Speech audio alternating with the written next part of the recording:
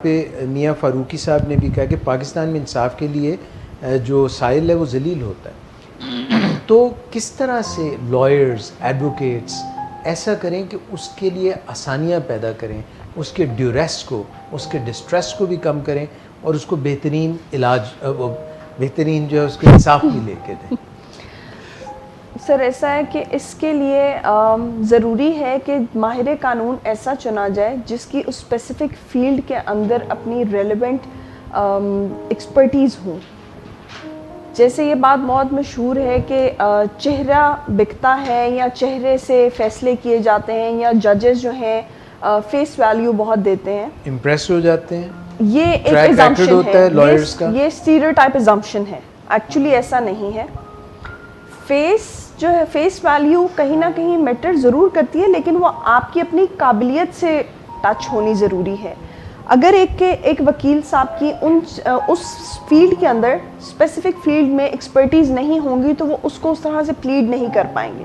आएँ बाएँ शाएँ ज़रूर करेंगे, डिलेज होंगी, टेक्टिक्स होंगे, डिफरेंट रीजंस हो सकती हैं जिसकी वजह से जो हमारी आवाम है वो भी थोड़ी सी डिसहार्ट हो जाती है कि हमें इंसाफ नहीं मिल रहा, या इस तरह की बहुत सी चीज़ें जन्म ले लेती हैं जो कि assumptions में तब्दील होना शुरू हो जाती हैं और ये एक थॉट बना देती हैं कि हमें इंसाफ नहीं मिलेगा तो जस्ट लेट इट गो, हम क्यों खड़े हों। ये टाइम का सब में हम कहें तो कुछ ना एक गलत उलाम हमारा एक रवैया इस तरह से बन गया हुआ है कि हम लोग समझते हैं कि जो मुझे नज़र आ रहा है शायद ऐसा ही है। मैं आपको मतलब बात करते हुए जो चेहरे की बात की, क्या होता है कि अब आप काम कर रहे हैं, किसी जज साहब के साथ काम कर रहे हैं, आप उनके पास रोज़ाना पेश हो रहे हैं, ज़ाहिरी बात है वो आपको ज़ाती तौर पे प्रोफेशन के हवाले से जानना शुरू कर देते हैं, आपके नाम से जानना शुरू कर देते हैं क्योंकि आप उनके साथ एक कॉलीग के तौर पे काम कर रहे हैं। अब लोग क्या होते हैं कि आपको अब पेश हुए हैं किसी जज साहब के पास तो आपके नाम से मुखातिब करेंगे। लोग उससे सच ये समझ लेते हैं कि ये नाम से ले रहे हैं, इनको ज़ाती तौर पे जानते हैं तो इनको शायद कुछ ज़्यादा रिलीफ मिल जाएगा। नहीं, वो जो अगर मुझे ज़ाती तौर पे मेरे नाम से बुला रहे हैं तो ये मेरा उनका एक प्रोफेशनल ताल्लुक़ है कि वो मुझे जानते हैं, मैं उनको जानता हूँ। मैं उनके लिए कोई नामालूम शख्स नहीं हूँ, या ऐसा नहीं हो कि जो मुसलसल उनके पास, क्योंकि मैं उनके साथ काम कर रहा हूँ। इससे आप कम से कम ये मतलब मत लें कि अगर मुझे उन्होंने मेरे नाम से मुखातिब किया तो मुझे शायद इंसाफ ज़्यादा मिल जाएगा और दूसरे का वो हक मार लेंगे। वो मुनसिफ की सीट पे बैठे हैं, वो ये जानते हैं कि इसका हिसाब देने वाली एक ज़ात ऊपर भी है जिसने उनको इस मुकाम के ऊपर बिठाया हुआ है।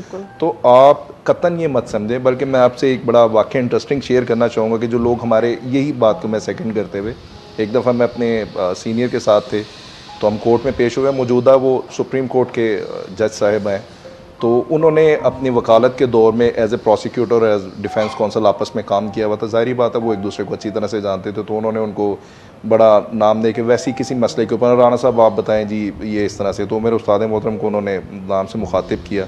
हम अपना केस करके बाहर निकले तो एक साहब उठ के पीछे पीछे हमारे आ गए, ताड़े जज साहब वाकफ ने मेरा काम तो करा दो, मैं तुहानू 10 लाख रुपया दा गया था। मैं कहा तुसी मैनू हुण समझिया कि जी मैंने उन्होंने इज्जत ना बुलाया तो मैं ताड़ा काम फड़ ला तो अगली दफ़ा मेरी इज्जत ना करन।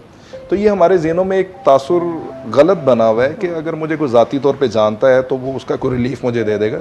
जब वो फैसला कर रहे हैं ना तो फिर वो ये सोच के बैठे हुए हैं कि इसका हिसाब आगे जाके होना है और मुझे इस स्पीड पे जिसने मुझे बिठाया हुआ है उसको मैंने जवाब भी देना ये। और इससे होता क्या है कि आप अपना लड़ने का हक जो है आप उससे पहली लड़ाई हार जाते हैं, अपनी हिम्मत हार जाते हैं। ठीक है, ये आप सोच के लड़ें कि आपका हक कितना कीमती है, आपने उसके लिए लड़ना है। आप लड़ेंगे तो एक पीछे वालों के लिए, जालिम को जो ताकतवर है ना सर, वो मजलूम की कम हिम्मत ही बना देती है। अगर आप जालिम का हाथ नहीं रोकेंगे ना तो अगली दफ़ा उसका हौसला बढ़ जाएगा। कोई एक भड़ के रोकेगा तो अगली दफ़ा उसको पता होगा कि मैंने ये नहीं करना, मुझे इसकी सज़ा भी मिलेगी। किसी एक को पहला खतरा बनना है तो आप बने, आप लड़ें, मत सोचें कि नहीं मिलेगा, बिल्कुल मिलता है। बहुत सारी एग्जाम्पल मौजूद हैं, हमारी हिस्ट्री में मौजूद हैं।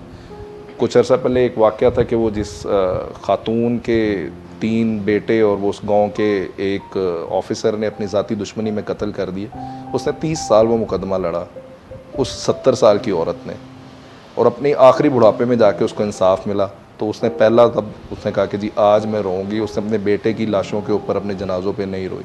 तो आपको लड़ना पड़ता है, ये मत सोचिए कि मुझे इंसाफ नहीं मिलेगा। आप कोशिश करें, आपका काम है कोशिश करना, नतीजा क्या होगा इसको अल्लाह पे छोड़ दें।